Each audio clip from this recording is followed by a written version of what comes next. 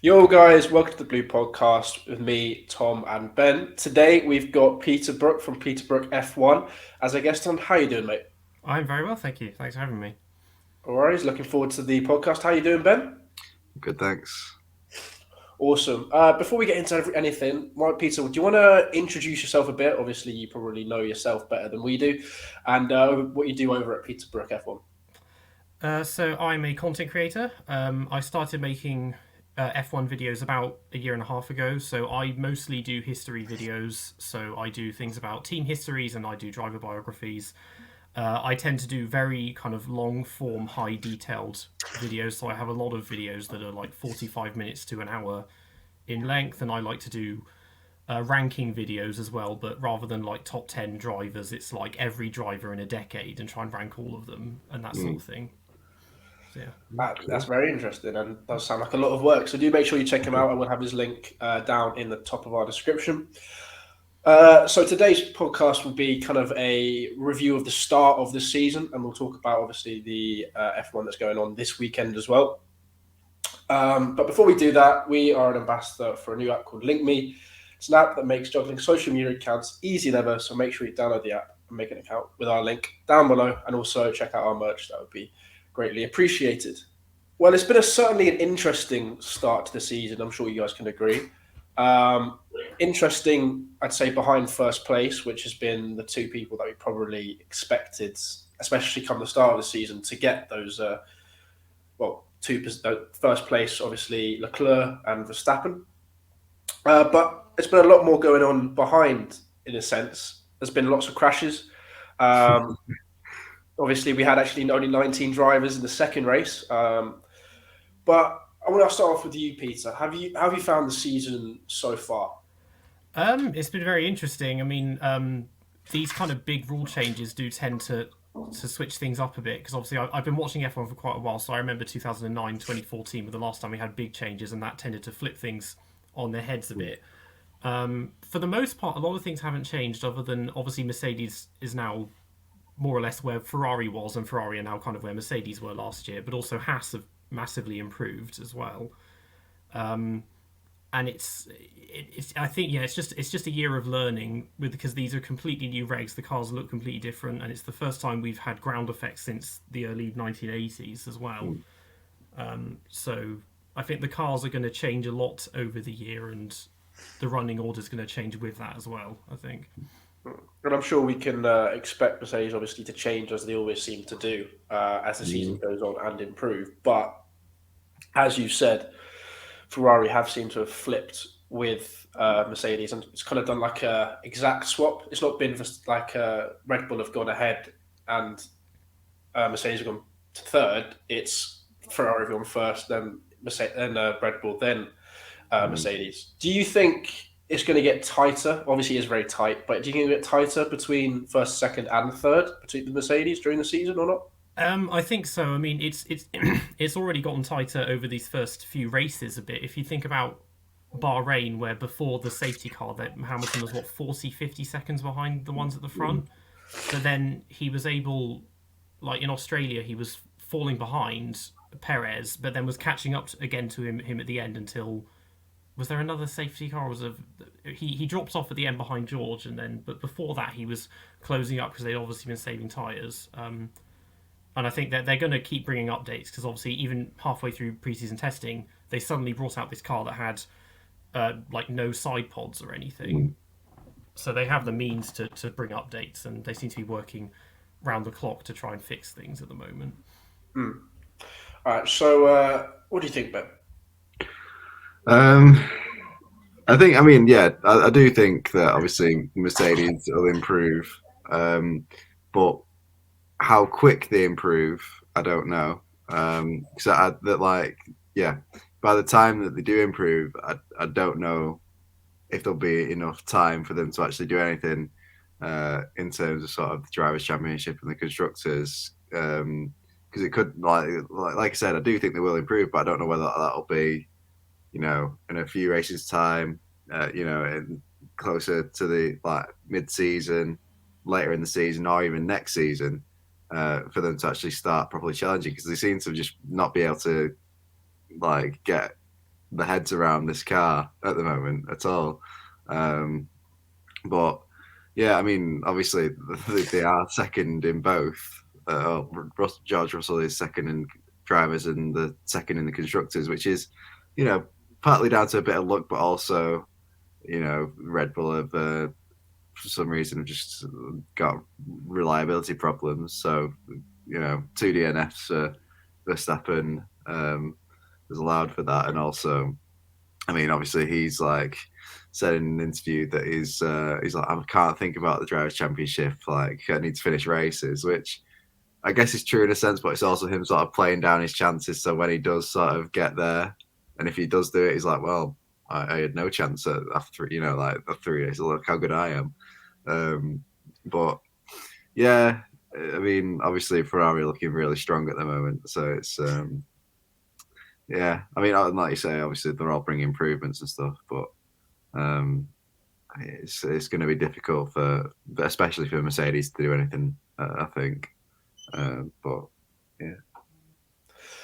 Fair enough. Well, shall we work our way through each race and have a little natter about that? Obviously, first was Bahrain. It was kind of the first time that we could actually truly see how good these cars actually are. We'll start from the back because there was 3 DNFs: Gasly, Verstappen, Perez. Verstappen and Perez were the funny ones because I know that a few people wanted a bit of revenge on Red Bull and Verstappen for the end of last season, and obviously that seemed to occur because of a malfunction on both. Obviously, Verstappen just had a meltdown himself as well as the car about it, and then Perez, obviously, his engine went off, and then his car span. Did either of you expect this much of obviously we'll go into the next few races, but this much of a reliability problem with Red Bull this season? I don't think. I don't think you can ever sort of predict or expect it. You just think, oh, the cars will work fine, whatever.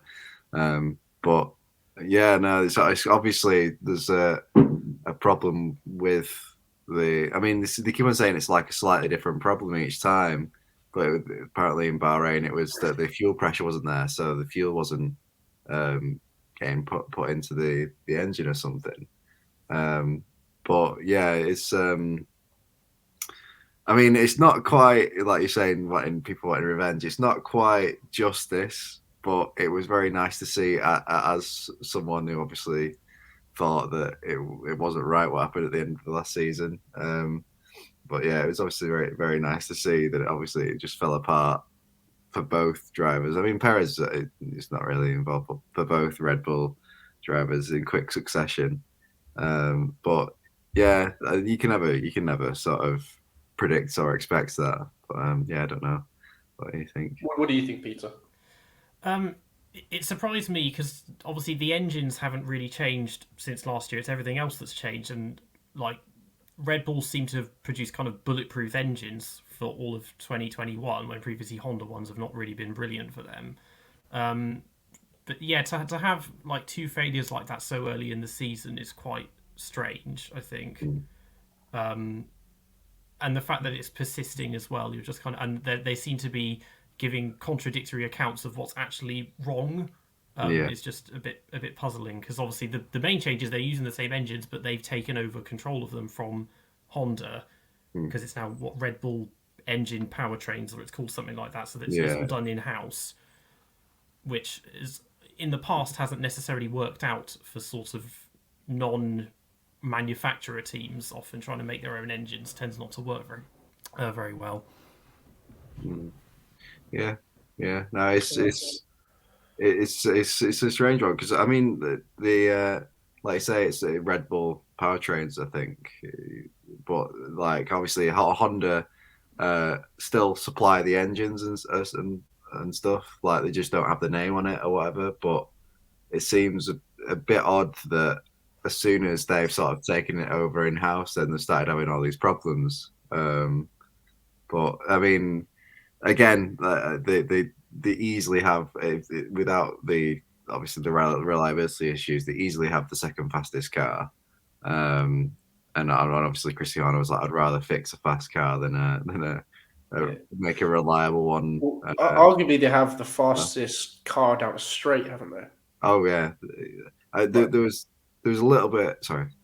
No, you go. That's my point. There was a little bit of Ferrari, like they were running a higher downforce rear wing. The higher downforce setup in the first two races than Red Bull, which meant obviously Red Bull had the advantage in the straights, but obviously Ferrari still managed in Bahrain especially to sort of use that to their advantage in the corners and stuff. But yeah, and then in Australia it was a little bit more even because they were using a bit less downforce. But yeah, they still it looks like they've got the slight advantage in the straights, but Ferrari have easily got the better car in the corners and stuff because it's a very, very balanced car in low, medium, and high speed corners. The Ferrari, so yeah. Fair enough. If there's anyone that you want to touch on as well, when I read up from 17th to 11th, do say as someone who's still yes, I've been following it for a year now, I'd say F1, maybe a bit longer. I'm still quite new to it. I'm still quite fresh. I'm only on season 4 of Drive to Survive. Don't kill me. So yeah, 17th we had Nico Hülkenberg in the Aston Martin, Latifi in the Williams, Norris and Ricciardo in the McLaren, Albon in the Williams, Stroll in the Martin, and Schumacher in the Haas. Any standouts there? I suppose McLaren is the first one, obviously, to have gone from being fourth fastest last year or third for part of it until I think after Sochi, that just kind of imploded their campaign a bit. Yeah, they said in pre-season testing they were struggling with the brakes and everything, and obviously you can't really trust lap times in pre-season testing, but when it comes to reliability, that's something you can't ignore. And so it was obvious from that they were going to be having some problems, and particularly Bahrain is very heavy on the brakes compared to Jeddah and Melbourne. So you can see how they would have struggled there a bit. But I think that is the biggest change in terms of pace is definitely McLaren at the moment. Yeah. Anything for you, Ben? Yeah. You're right. Come here. What are you doing? I think his dog's coming. Yeah. Hello. Yeah, I mean, what are you doing? Yeah, no, I think obviously McLaren at Bahrain, they didn't quite. Well, they were just completely off the pace, and then similar with Saudi, and then obviously they recovered quite a lot in Australia, but the Norris and can't remember if Ricciardo did as well, but McLaren were sort of playing that down as sort of it's just we made a few improvements, which is just the track suiting our car because they're saying they lack a bit of downforce in the car. But yeah, obviously that they've made improvements like a lot to go from. Well, I mean, like you say, they suffered a lot from last season to this season to go from third or fourth fastest to down the pecking order, and then from Bahrain, Saudi, and then to be fifth and sixth in Australia. Obviously, made a few improvements, but it was definitely a shock because it was sort of before the season, along with Mercedes, it was sort of people sort of thinking, oh, maybe it might be a four-way sort of thing, Ferrari, Red Bull, Mercedes, and McLaren might be all chipping in, but obviously that's not materialised. It's sort of Ferrari, Red Bull, two-horse race, even though Red Bull's main challenger, Verstappen, is, a bit down the pecking order. Behind. Yeah, but it's still it's only 3 races in, and I mean I think Leclerc is 30 odd points ahead, so that's 1 DNF, and he's on 71. Verstappen's on 25. Yeah, but I mean Russell's on a bit more into, so it's like 37. Yeah, so he's only like 30 odd points ahead. So it was one DNF and he's right back in the mix. So it's so no, far from done, far from over. Someone that also does jump out to me is obviously Magnuson came fifth in that Bahrain race, and obviously his teammate Schumacher came 11th. That is a bit of a difference between the two, and obviously we have mentioned that the Haas car is much more improved this season. Somewhat controversially, some might say, with the complaints that have been coming in about Ferrari giving them too much information. Do you think that's purely down to obviously Schumacher's still quite a naive driver, quite fresh, and Magnuson's just that much more experienced? Well, at the start of the race, Schumacher got spun round by Ocon. So I think he said without that he probably could have gotten the points because that obviously he lost places, and I think he may have flat spotted the tyres as well doing that. Yeah, without that he probably could have maybe finished 10th or 9th, but he is less experienced. I mean, Magnuson's been out of the sport for a year, but he has 5 or 6 years running before that, almost all of which was with Haas, so he knows the team already, and so I think it's just down to experience more than anything at the moment. So obviously in 10th place next we had Sal. I don't know if I'm saying his name correctly, but am I right in thinking he's a rookie driver this season? Yeah. That's pretty good for your first race, obviously getting at least a point. Yeah. Then we got Alonzo Sonoda, who obviously was rookie last season. Ocon in the Alpine. Bottas, who everyone thought would finish a lot higher when he after his qualifiers, as far as I remember, in Bahrain. Am I remembering that right? He had a really good qualifiers. He qualified, I think, was it just behind Hamilton, or he was on the same row as Hamilton? Yeah. Yeah. So my first thought was maybe now he'll actually be allowed to battle with him if the car's fast enough to keep up with Mercedes. And then obviously that didn't happen because he had a shocking start. Obviously, how he fifth, operates, Magnuson in the Haas. Then kind of the shock 2 results that obviously Mercedes got very lucky with, due to obviously Verstappen and Perez DNF. Russell in 4th, Hamilton in 3rd. I actually predicted Hamilton in 3rd place in this little league. All right. With one of my housemates. I was like, yes. Sainz in 2nd and Leclerc in 1st. Obviously, I've just mentioned that Hamilton and Russell probably got a bit lucky to be in those positions. And then I guess Sainz again a bit lucky to get 2nd because Verstappen probably would have finished 2nd if he hadn't had a little moan and pitted himself pretty much because of the engine. Yeah, it wasn't. Apart from those, any standouts for you, but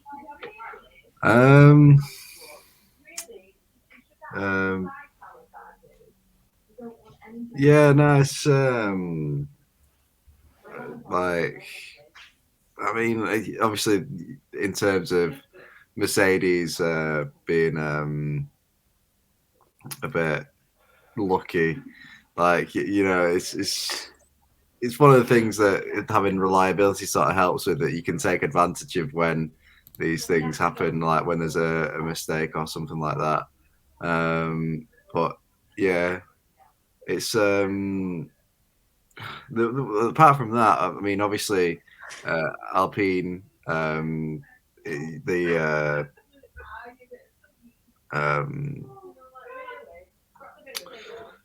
was it Australia that the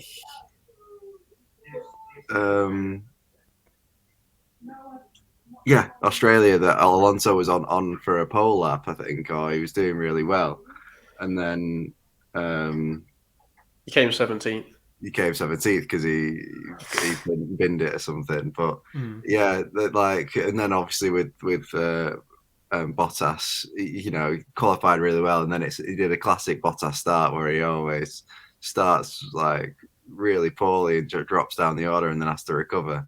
But yeah, apart from that, there wasn't really any standouts. So I would, before we move on to the Saudi, then Peter, any standouts for you?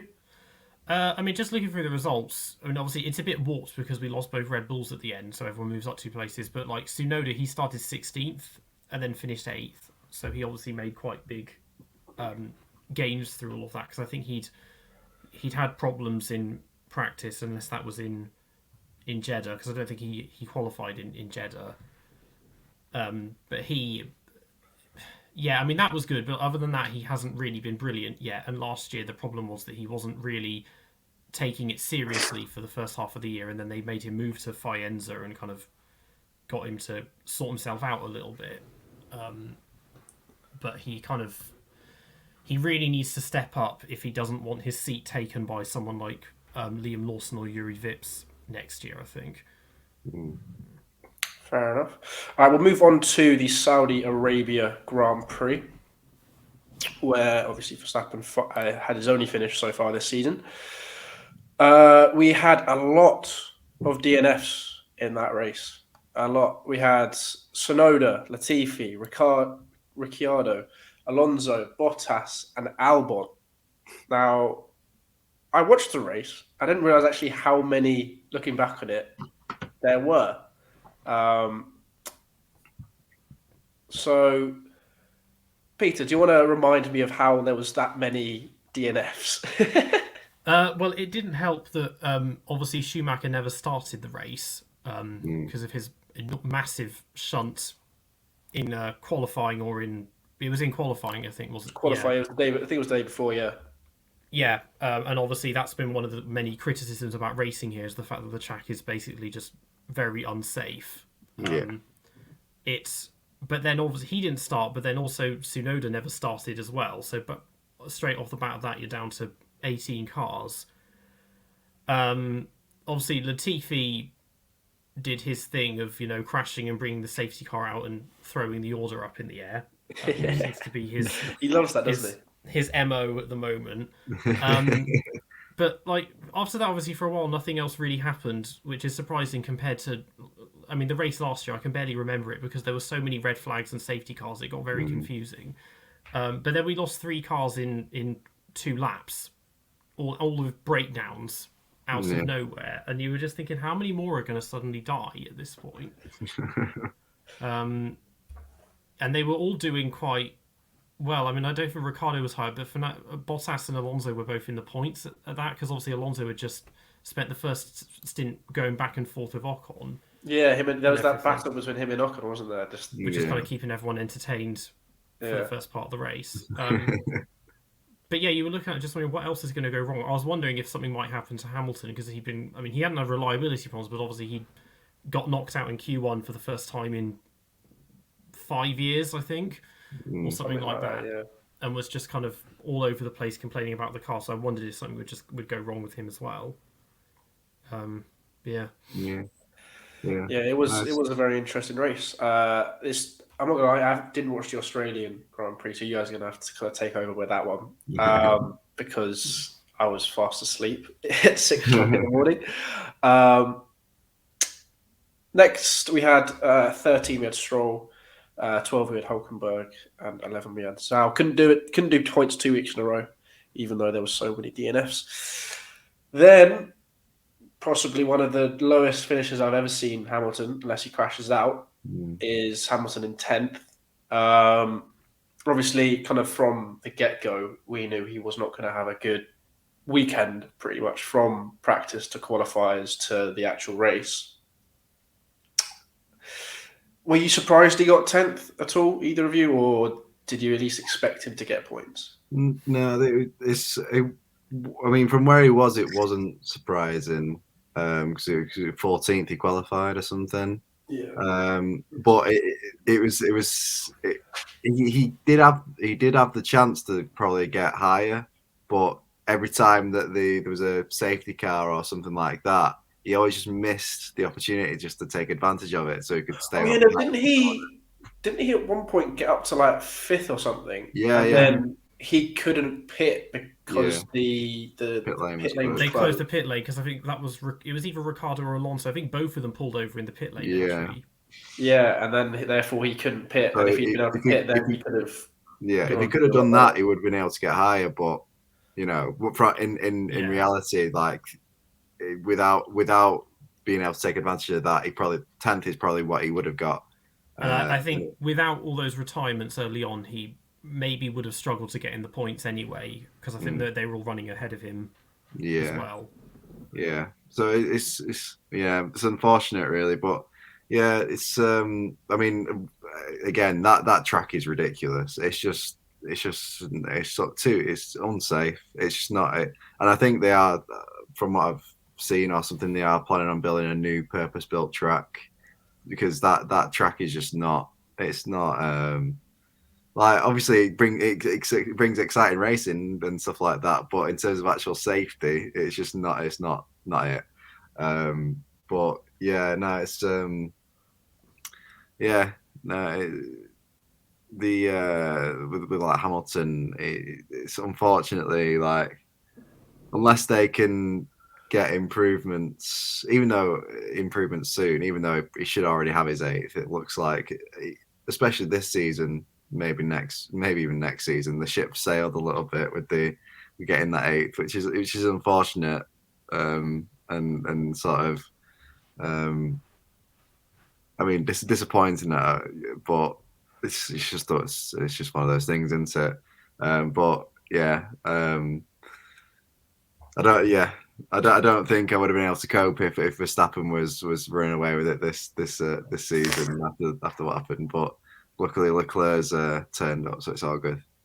I mean, that's the thing. It's Leclerc that's running away with it now, because as close as it is with those two, I think these two retirements for Verstappen are probably enough to cost him the title, to be already 30 points behind. Because at the moment, Ferrari haven't. Well, Leclerc at least hasn't run into any problems. Obviously, Sainz has had a few, and it looks like they can just kind of run away with it basically at the moment. Nothing, unless, I mean, they will have races eventually where stuff goes wrong, but for the time being, everything is working much better than you would expect from Ferrari, who have a tendency to kind of jinx themselves. And it's going to take a massive improvement from Mercedes to even get Hamilton close to that Leclerc standard as it is right now. Yeah, and I think the only way he's going to win a race this year at the moment is if, like, Ferrari and Red Bull have a real mare and just everything goes wrong for them, because on pace Mercedes are not fast enough to win races at the moment. I completely agree. In ninth we had Magnuson, obviously moving a bit further down than last time. A bit higher, a bit further down. Yeah, I'm getting my ups and downs mixed up. Bit further down than the last race. Obviously still finishing the highest Haas, as obviously Mick Schumacher couldn't actually race. Gasly finally finished one, if I recall. Finished his first race, pretty good. Norris, much better than the previous race, obviously. And then Ocon, and then Russell, kind of bringing up the rear of the teams below first and second in terms of quality of car. Then Perez, who got stiffed. He probably could have won the whole thing, but got unfortunately stiffed with a safety car, and then had to give his place back to Sainz, because Sainz just about got out the pit stop like a split second before him, and that was purely just Perez got stiffed in that race, in my opinion. Obviously, Sainz in third, Leclerc in second, who got pipped right at the end by Verstappen. The race really, them two for that kind of last. Really annoying, because I reckon, because obviously Verstappen took him, but then Leclerc was coming back behind him, and I think he would have had a chance to go, but then there was a virtual safety car or something that stopped him, because I think he could have re-overtaken him, but obviously the virtual safety car came out, which gave Verstappen a little bit of breathing space, and managed to just get there, pip him in the end, or get there in the end. But I reckon if without that virtual safety car, Leclerc might have had another go at him, which is just one of those things. But it's a bit annoying. But do you agree with that, Peter? Yeah, pretty much. I mean, they've gone back and forth, because DRS has become a bit of a funny thing this year, because it's not really as necessary now as it has been in the past. And there was that point where they both suddenly ground to a halt at the last corner, and playing DRS chicken, and I was thinking, oh, this is going to happen all year, because last year every race it was where are the track limits, and they were just making it up. And this time, because they're just making DRS zones on any possible straight, is that now people are just going to try and deliberately miss it because they know, oh, well, if he passes me, I can just get him again at the next one. Which again happened with those two in Bahrain. They kept going back and forth for ages. Yeah. It's there are some circuits. I mean, looking at places like Miami or possibly Monza, Baku, that the straights are so long and the cars can follow each other that DRS is probably not really going to be necessary, and it's just going to make it too easy to overtake. Yeah, it's not, and it's almost.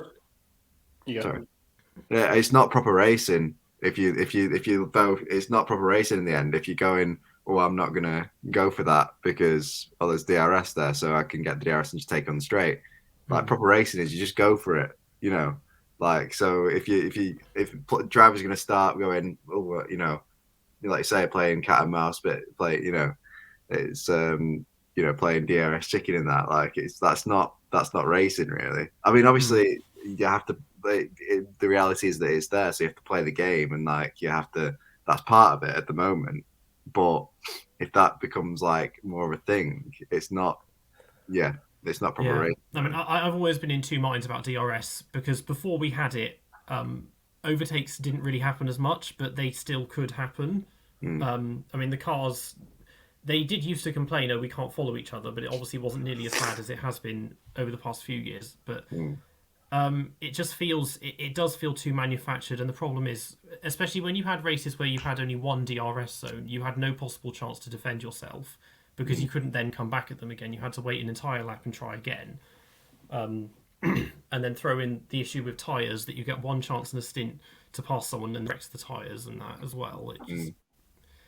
Yeah, it takes away the kind of purity of it. I think it becomes too manufactured and too controlled. Maybe I suppose there's too much data. I think in terms of how the race is going to go and what they know how they know how to do everything as well. Yeah, I do agree with that as well. Even as a newbie. Should we move on to Australia before we start, kind of taking too long on each of the races? As I said, I didn't watch it. I'm going to need you guys to fill in the blanks. I did watch the highlights, obviously, the next day, or on the day, because the highlights came out the day it happened, because it was so early in Australia. But I was slightly recovering from a hangover. So that's why I didn't watch it. So Sainz, Vettel, and Verstappen did not finish. Why is that? Sainz just had a stinker. I mean, he was very unlucky in qualifying because he was on a really good lap, and then obviously there was a red flag, and then when he was going to go back out for his to put in another lap, he had some problems in the garage or something. So then he didn't have to get to do a warm up lap, so he can warm up his tyres, so he couldn't put in a fast enough lap. But yeah, with the red flag, he wasn't able to get that banker lap in either. So it was it was so marginal as well because the red flag was thrown like half a second before he crossed the finish line. Or something. It's very unlucky. And then obviously he started ninth, and he started on a hard tyre, which was cold. And obviously with him wanting to make up places quick, he pushed probably a bit too quick on the hard tyre and didn't have the grip and just lost it. And so obviously that is turned into a bit of a nightmare for a weekend for him. He was clearly frustrated the whole time, I think, because obviously it was going wrong as well, but I think he knows that he's got a title-winning car behind him, and because of the way things works, eventually they're going to have to put all their eggs in one basket, which at this point is probably going to be Leclerc.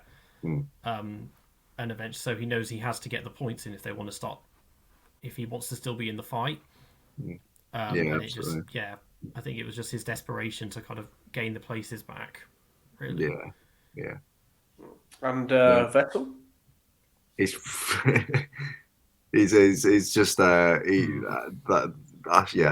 mean, he says in the interviews like Aston Martin are just like had a nightmare with their car. It's just not a good car. It's just not very balanced at all. It's just not not not a very good sort of just not a very good race car basically. Because I think it was one of the clips was it wasn't when he went out, but it's one of the ones where he went off and came back on, and he was like, the car's just really difficult to judge under braking. Like he just can't. I think he was a bit unsure with the braking zones because he got basically no laps in practice. I mean, he did more laps on that scooter, I think, than he did yeah, than he did in his actual car. yeah. I mean, I think because I've been watching F1 since he started, and I've been a lifelong Vettel fan. So I mean, I could go on about him for ages, but I think this is definitely the worst weekend in his F1 career because he's had obviously races where things like Hockenheim 2018 where he goes off from the lead, and going way back Fuji 2007 when he crashed into Mark Webber behind the safety car when he was in third place, and not the way things have gone wrong in the race. But he's never really had a weekend where something has gone wrong in every single session. Which is the issue with this, is that he just recovered from, missed the first 2 races, recovered from COVID, got virtually no practice laps in, and then did 1 lap in qualifying at the last minute, and then obviously has crashed out during the race because I think just lack of data really, and lack of practice really is a lot of the issue. And a car that's apparently not very good. Yeah, he's not happy with the car at all, is he? But yeah, no, it's unfortunate. I do get the feeling that he will retire at the end of the season because I think he's kind of done with it now, isn't he? A little bit. He's turning into a bit of a Raikkonen. You can see he's taking on more of a carefree attitude to it, and I think he knows he's lost any chances of winning a 5th title. And obviously trying and failing with Ferrari kind of took it out of him a bit, and I think he will just give up before long. I think, yeah. Fair enough. And then next up, our favourite guy, Max Verstappen. What happened with him? Another engine issue, but they like you were saying before, like they keep on like saying or coming up with different sort of different reasons for or different things for why the engine or whatever they've had a problem with, like because obviously they say it was fuel pressure in Bahrain. This one it was something else. I've forgotten what they said. Fuel again. Apparently it was causing a fire or something. But... Yes. Oh, you know, he had to turn off his. He smelled oil, didn't he? Yeah. I think he could smell burning or something, and so they told him to switch the car off. Yeah. How many times do you think he swore at the Red Bull team during that period of time? It's probably a few times when he got back in the garage. We're actually moving on to the people that finished the race in the non-points zones. Fernando Alonso, Latifi, Sonoda, Magnuson, kind of moving lower and lower down the table as the season's gone on. Schumacher finally finishing above his teammate. Stroll and Zhao kind of in that 11th spot that he seems to be obviously finding a good partnership with. Any standouts for you guys there? I'd say obviously the Haas, as we thought would be much faster this season, obviously not doing too well in Australia. Why do you think that is?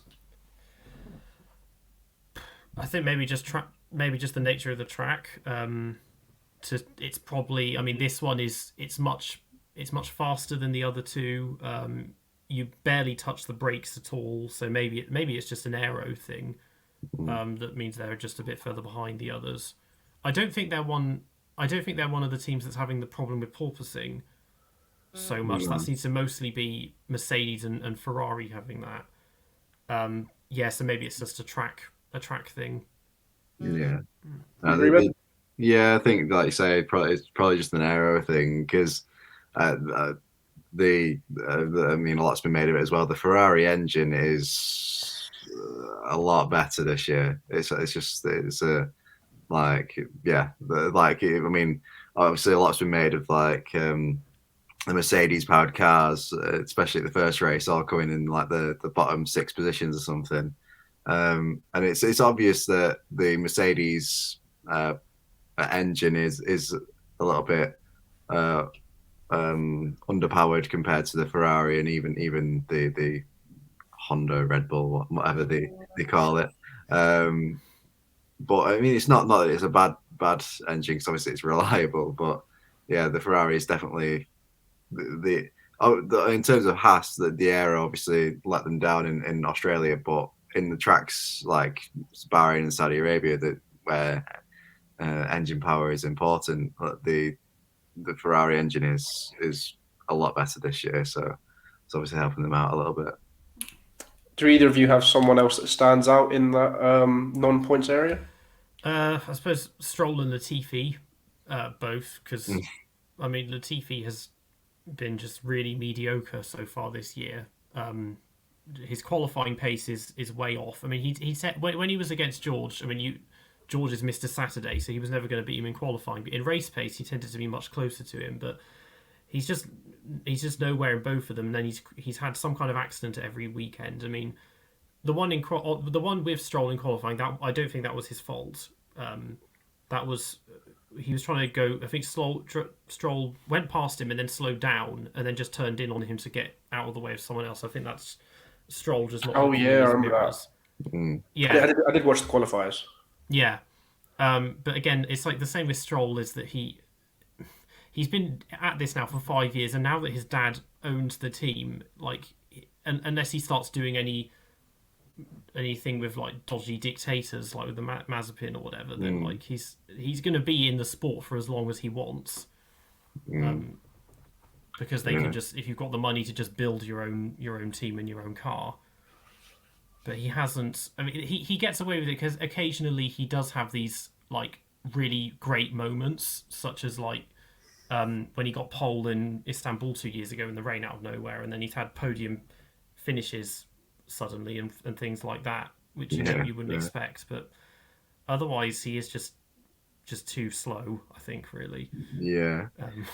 No, it's a strange one. Like you say, Latifi is sort of starting to make a knack of like just having an incident at every race, and with Stroll, I mean, both of them to an extent. It's sort of case in point of sort of the unfortunate reality with F1 is that if you've got money, then you're in. Like that's basically it.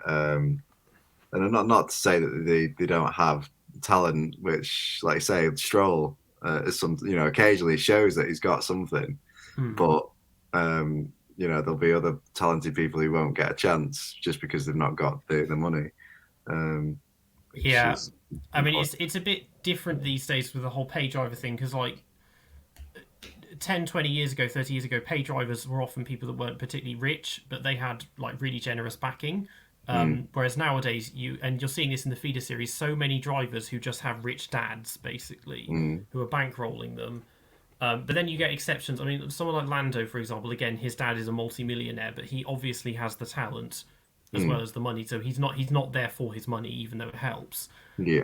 But like, I mean, Stroll had a pretty good junior career, but Latifi spent ages in Formula 2, and then he got runner-up to Nick de Vries, and then he got the seat in F1 instead of de Vries. He went to Formula E because he had the money for it. And as a person, he's perfectly nice. He's not dodgy, or but his driving is just really starting to deteriorate. I think it's maybe just struggling to adjust to the new cars and everything. Yeah. Fair enough. Should we move on to the top half of the race? We had Albon in 10th, Gasly in 9th, Bottas in 8th, Ocon in 7th, Ricciardo in 6th, and Norris in 5th. So probably the best finish McLaren have had all season so far. Hamilton and Russell in 3rd and 4th again, swapping over from Bahrain. Perez in 2nd and Leclerc in 1st yet again. Do you want to start working? You guys want to work your way up? Kind of any standouts for you guys? Albon, I think, obviously, to come from last place or the back row, because he didn't qualify well, and then he had that grid penalty as well. He's shown himself to be a bit of a tire whisperer, because when he was running, obviously he ran really long, and I thought, okay, he's going to pit soon, but I was amazed when he came out in 10th place Yeah.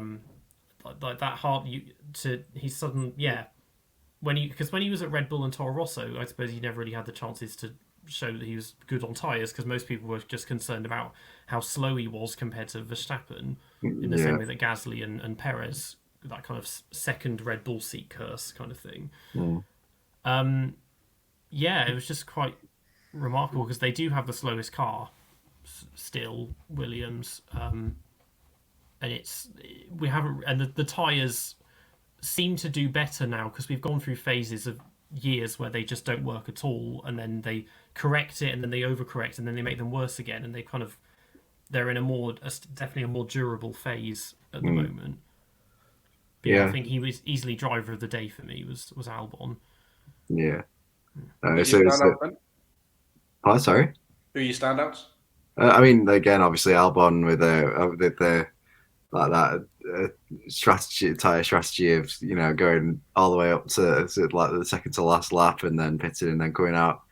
So like you say, surprisingly in 10th, but it was obviously really good strategy or alternate strategy that works for him. And then obviously further up the field, the sort of usual suspects in sort of the upper midfield. Then obviously you had Mercedes so third and fourth, with them taking advantage of Verstappen DNFing with Russell getting a podium.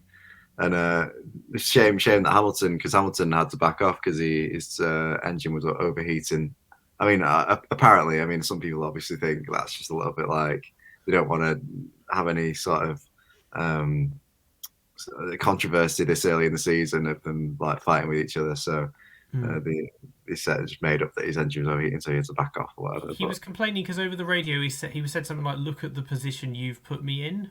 To race control, and it's like, well, you've pitted when they told you to pit. There haven't been any dodgy safety cars. Like, I don't know what you're complaining about. I think apparently he tried to clarify that was to do with the engine or mechanical, but it was a weird way of phrasing it. But then, I mean, in the past he has tended to whine over. I mean, all drivers do this. To be fair, he will whine over the radio if things are going wrong or if he's not as high up as he should be, and kind of complain it's to do with strategy or whatever. But yeah, because he was ahead of Russell for most of the race until I guess the second round of pit stops, and then just fell behind. I can't remember if he passed him on track or if it was in the pit lane. I think because he had pitted and then Russell hadn't, but then obviously in the safety car, Russell got a free pit stop. Oh yes, yeah, that was it. And then at that point, I think he was like, "Okay, well, I'll let him go because if I can't keep up or whatever." Yeah. I think they were kind of there on pace. They were kind of there or thereabouts anyway. Yeah. Throughout the race. Yeah. Then obviously. Obviously we've already spoken about McLaren with 5th and 6th sort of improving a lot, but obviously they were saying they made a few improvements, but it was mostly down to the track suiting them, so yeah, it's like you say, it's sort of obviously with Verstappen DNFing, that's obviously not expected, but the rest of it, the top 10 is sort of expected. So yeah, I mean, and like you say, usually with the rule changes, there's like a sort of a mix-up of it. But obviously, like you say, with Ferrari and Mercedes basically swapped places, and the rest have sort of stayed the same. So yeah, and partly that's due to the engines are the same. It's just the aero is different, but in essence, like I say, the engines is the same. So yeah. Shall we move on to today? Well, and this weekend. Obviously, it's the first sprint of the season. So today there'll be qualifiers. We are recording this before qualifiers. Obviously, you will be seeing this after qualifiers. Predictions so that we can get told if you're correct or wrong. It's good. Why not? Why not? Sorry, Peter. It's gonna be say something in there. It's gonna be like, Might well, as well throw ourselves under the bus. It's very weather dependent because the forecast is kind of touch and go at the moment. It's been very wet this morning, but then I think it's drying out over the weekend. And we haven't seen. I don't think they did any wet running in pre-season testing, so they haven't really tried this. And a ground effect car in the wet's going to be interesting because they have to run very low to the ground and create the seal to make it work. So that's gonna, if they get any standing water, that's going to be fun for them. But I think there probably weren't any particularly significant changes in the running order. I think Mercedes have brought some small updates, but not much. And it's quite a mixed circuit. It's not because it's fast. It's pretty high downforce. It's not too harsh on the brakes or anything, and fairly short straights. Yeah, we'll have to see really. I think. But I'm guessing it's going to be Ferrari pole again, also because they're in Italy. Yeah, I would personally agree. Do you agree, Ben? Yeah, I think so. But yeah, I mean, like you say, we can predict it. Like we'll predict one thing and another thing will happen. But yeah, if there's one thing that you would think that will happen is a Ferrari pole, just because like we've been saying, they do have by far the fastest car. Well, not by far, but they do have the fastest car, and obviously Red Bull will be there, but you would think Ferrari will just have the edge, and then Mercedes are still will be still nowhere near, even though despite them bringing a few little updates, but because those little updates definitely won't be enough. So yeah. Well, I agree with the pretty much both of you. I think it'll be Ferrari, Red Bull, Mercedes. I think McLaren. But yeah, it's going to be very difficult to predict. Do you guys like sprints involved in the weekend? I like the spectacle, I suppose. But I don't like, as a kind of statistician, I don't like them being counted towards results in terms of points and that sort of thing. They've changed this year. They've changed it because now I think whoever gets pole in actual qualifying, that they're recorded as as getting pole position rather than whoever wins the sprint. But it's one of the. I think they should have just got rid of it because at first it was nice and I thought, okay, well this is a bit different to see qualifying on a Friday and then have like a mini race on Saturday. So it's similar to sort of Formula 2 and Formula 3 weekend format. But the problem is that nobody will dare risk anything in the sprint race because it doesn't count for anything. And so if you mess up like Perez and Gasly obviously had that happen to them in the sprint races last year, then you have to start at the back in the race. And so there's no real incentive to try and take a lot of risks if you're only going to get. There are more points this year, if I'm correct. There's 8 points to win. It's the top 8 now. Top 8. So actually, yeah. So there's more of it. I think they've obviously done that because they knew otherwise they're not really gonna push it or anything. And I suppose it gives away a bit too much because it's essentially like doing a practice run, like doing a race stint, and it's just a giveaway of how the first stint is going to go on Sunday.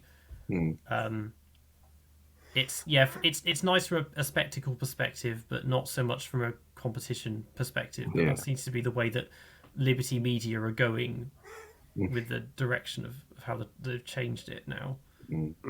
I think from an outside perspective in terms of the F1, I'm sure it can bring more entertainment because obviously you do kind of sometimes feel like, for a newbie's perspective, obviously having been one, like obviously the first day of practice is pointless. Second day, there's literally just the end of qualifiers is interesting, maybe.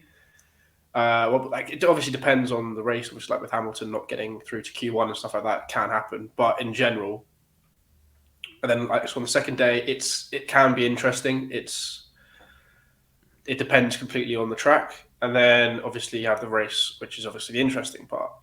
Adding in that sprint kind of brings that little bit more to the weekend for someone who's quite new to the sport to an extent, which I think I can see why they're doing it.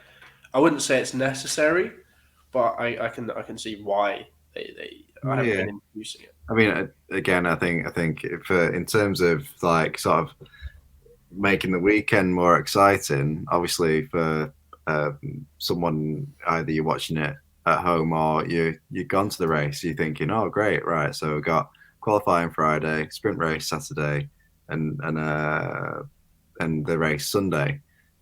Great, but in terms of a competitive point of view, it does make it a little bit odd, a little bit weird, but yeah, obviously for the excitement point of view, like, you know, you can see why they're doing it, but for the competitive side of it and sort of it makes it a bit odd, bit weird. So yeah.